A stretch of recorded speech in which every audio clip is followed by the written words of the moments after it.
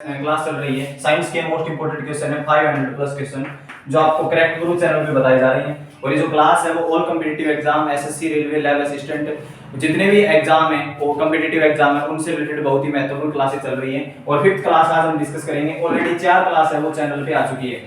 और आपको first question screen पे दिखाई दे रहा होगा। फर्स्ट क्वेश्चन आपको स्क्रीन पे दिखाई दे रहा होगा। पहला क्वेश्चन आपको चेहरे में अस्थियों की संख्या कितनी होती है। पहला क्वेश्चन है चेहरे के अंदर जो बोन्स होती हैं, हड्डियां होती हैं, उनकी संख्या कितनी होती है। जो चेहरा होता है, चेहरे को अंग्रेजी में क्या बोलते हैं, फेस बोलते हैं। चेहरे के अंदर मतलब फेस के अंदर जो अस्थियों की संख्या कितनी होती है, हड्डियों की संख्या कितनी होती है, बोन्स की संख्या बतानी है आपको। तो टोटल बोन्स कितनी होती है उसके बारे में आपको बताना है। तो अस्थियों के जो चेहरे के अंदर बोन्स कितनी होती है, ऑप्शन आपको 4 दिखाई दे रहे हैं। पहला ऑप्शन कौन सा है, पहला ऑप्शन है 10, दूसरा ऑप्शन है 14 और 15 और उसके बाद में 16। तो इसका राइट आंसर आपको बताना है। तो आपको पता होना चाहिए मानव शरीर में टोटल 206 हड्डियां होती है। मानव शरीर में टोटल कितनी बोन्स होती है, 206 बोन्स होती है, 206 बोन्स होती है। एक वयस्क मनुष्य के अंदर, एक अडल्ट के अंदर कितनी होती है, 206 बोन्स होती है, आपको पता है। और मांसपेशियों की संख्या कितनी होती है, 600 से ज्यादा होती है। 600 से अधिक मांसपेशियां होती है जिनको मसल्स बोलते हैं आप अंग्रेजी में।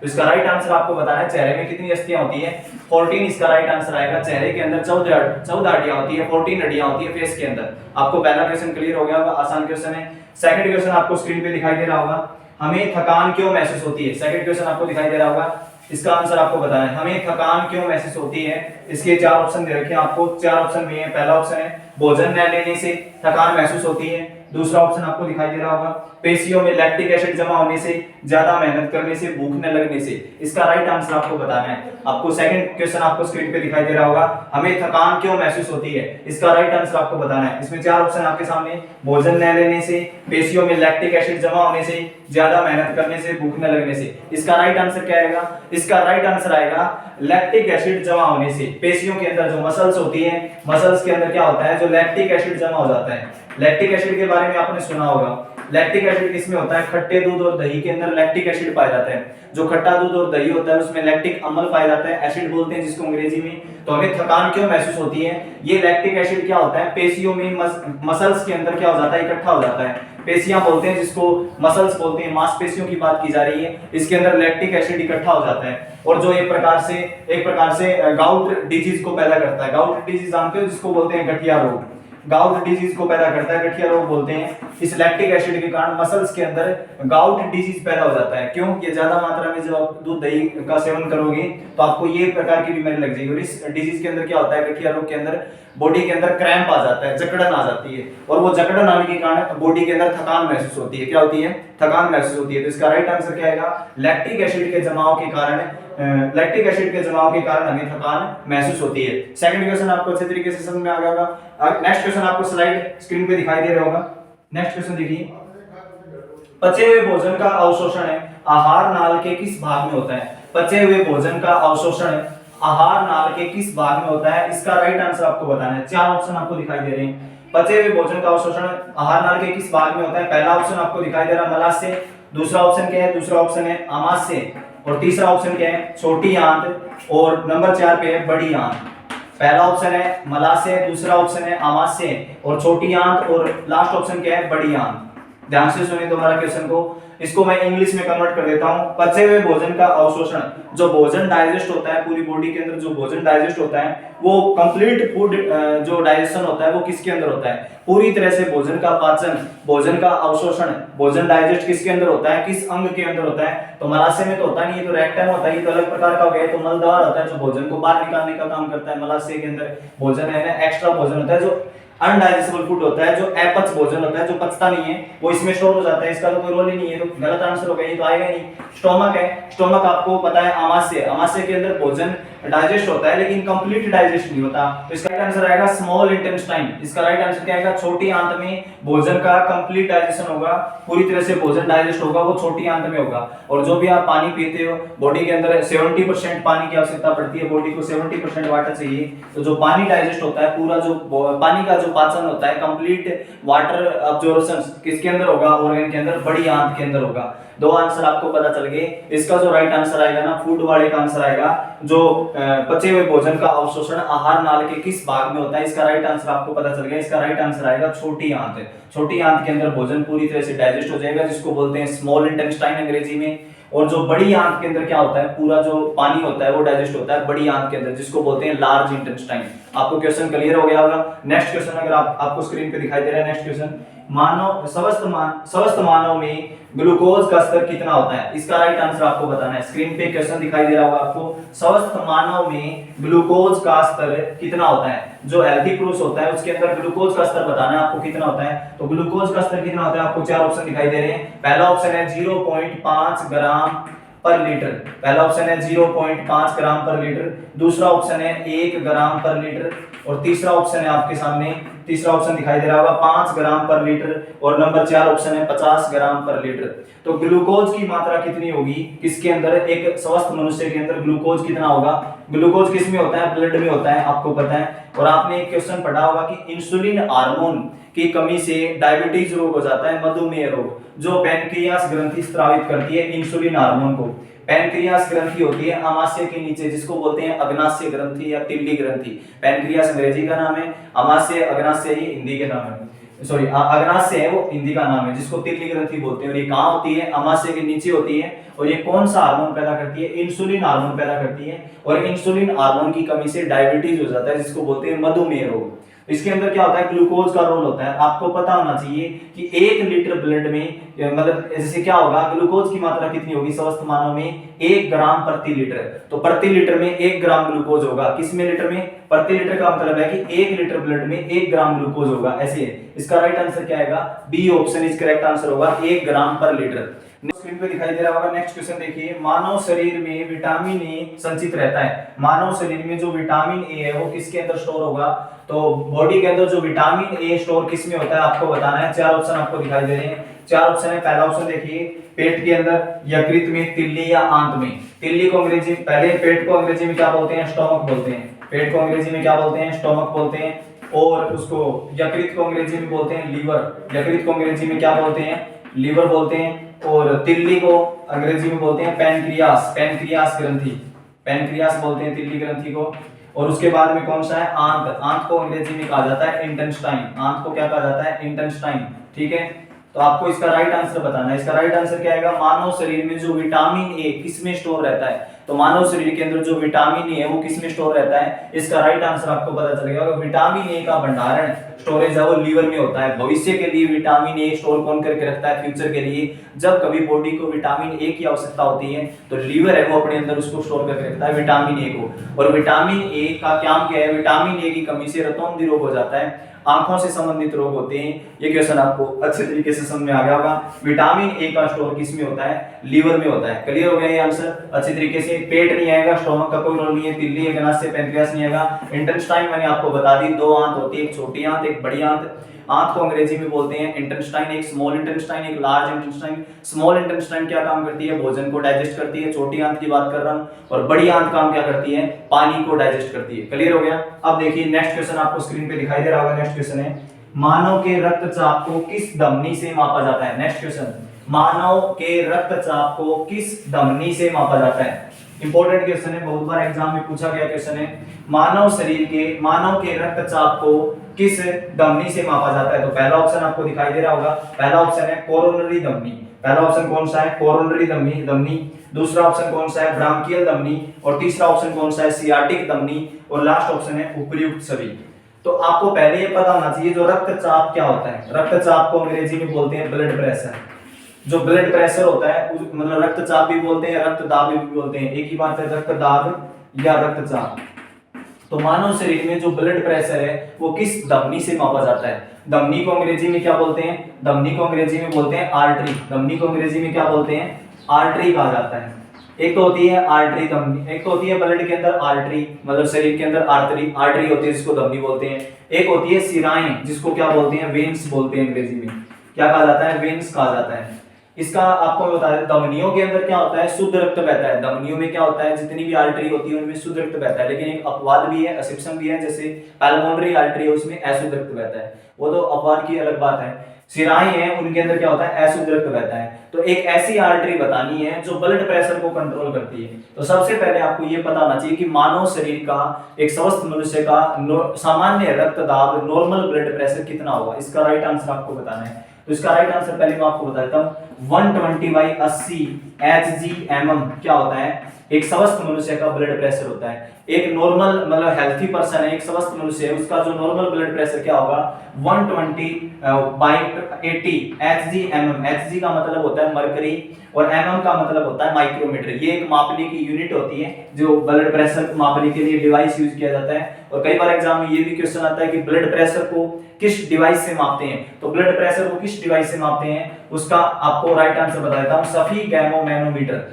ब्लड प्रेशर को किस डिवाइस से मापा जाता है, सफीगैमोमैनोमीटर से। सफीगैमोमैनोमीटर डिवाइस से ब्लड प्रेशर को मापा जाता है। बहुत बार एग्जाम में क्वेश्चन आता है। तो सफीगैमोमैनोमीटर के अंदर जो वैल्यू होगी ना, वो नॉर्मल ब्लड प्रेशर होगा ना, वो इतना होगा 120 से 80। अब मैं आपको थोड़ा एक्सप्लेन करके बताता हूं। अगर किसी व्यक्ति का ब्लड प्रेशर 80 से कम है, अगर किसी व्यक्ति का ब्लड प्रेशर रक्त दाब कितना है, 80 से कम है, तो उसका ब्लड प्रेशर क्या होगा, उसकी बीपी क्या होगी, लो होगी। उसका ब्लड प्रेशर क्या होगा, लो होगा, उसको बीपी लो हो जाएगा। अगर किसी व्यक्ति का ब्लड प्रेशर 120 से ज्यादा है, तो उसका बीपी क्या हो जाएगा, हाई हो जाएगा। ये आपको समझ में आ गया होगा अच्छे तरीके से। तो ये सफीगैमोमैनोमीटर से ब्लड प्रेशर मापा जाता है। लेकिन क्वेश्चन ये नहीं है। क्वेश्चन देखिए ध्यान से, क्वेश्चन क्या है, क्वेश्चन ये है कि मनुष्य के रक्तचाप को किस धमनी से मापा जाता है। वो आर्टरी बतानी है जिसके कारण ब्लड प्रेशर मापा जाएगा।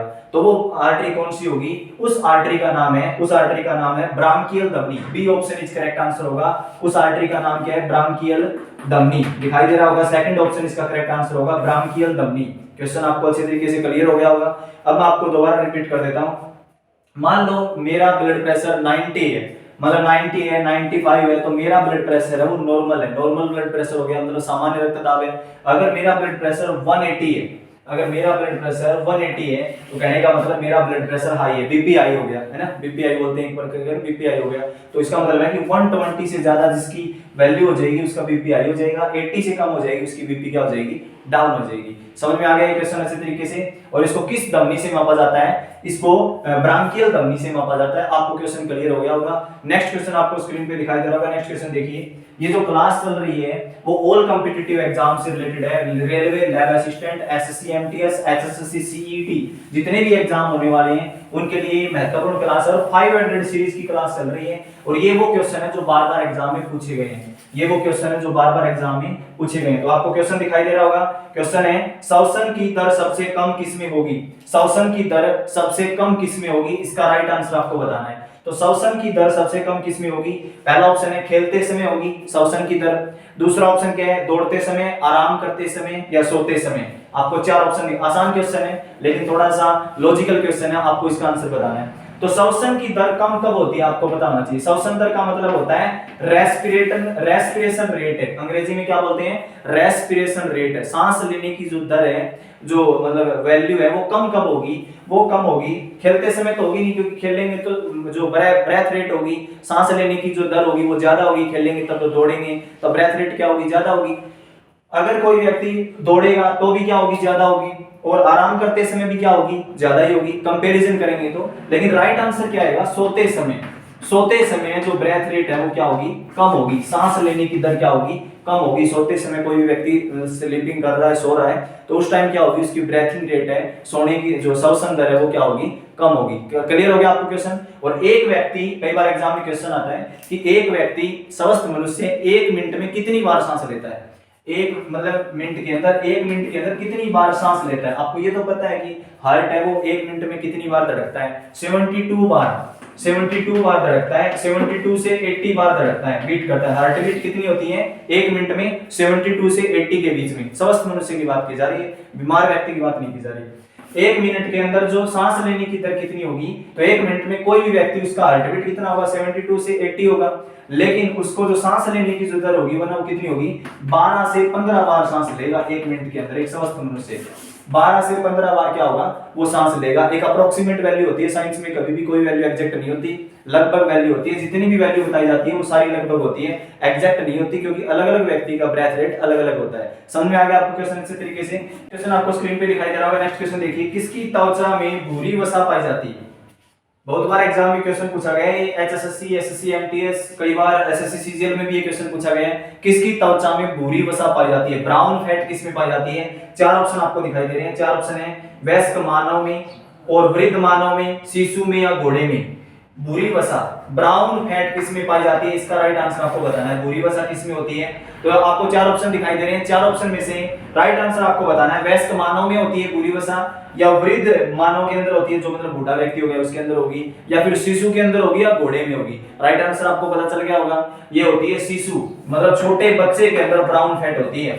जैसे अब बच्चा जन्म लेता है ना, उस टाइम उससे उसकी जो मतलब वसा होती है ना, उसके अंदर बॉडी के अंदर वो कौन सी वसा होती है, ब्राउन फैट होती है। और उसकी जो चमड़ी का जो रंग है ना, वो भी एक अलग प्रकार का होता है, आपने देखा भी होगा। उसकी जो स्किन का कलर होता है ना, जब बच्चा बॉर्न करता है, जन्म लेता है, उस टाइम उसकी जो बॉडी के ऊपर जो फैट होती है वो ब्राउन फैट होती है। और ब्राउन फैट होती है ना, उसके अकॉर्डिंग मैं आपको बता रहा हूं कि जो इसीलिए उसके अंदर जो शिशु के अंदर इसका राइट आंसर आएगा, मतलब एक छोटे बच्चे के अंदर क्या होती है, ब्राउन फैट पाई जाती है। क्लियर हो गया आपको क्वेश्चन। नेक्स्ट क्वेश्चन देखिए, आपको स्क्रीन पे दिखाई दे रहा होगा। नेक्स्ट क्वेश्चन है नेफ्रोलॉजी किसका अध्ययन है। मोस्ट इंपोर्टेंट क्वेश्चन है, नेफ्रोलॉजी किसका अध्ययन है, इसका राइट आंसर आपको बताना है। तो नेफ्रोलॉजी किसका अध्ययन है, नेफ्रोलॉजी ऑप्शन आपको ऑप्शन दे रखा है आपके सामने, गुर्दे, नेफ्रोलॉजी गुर्दे का अध्ययन है।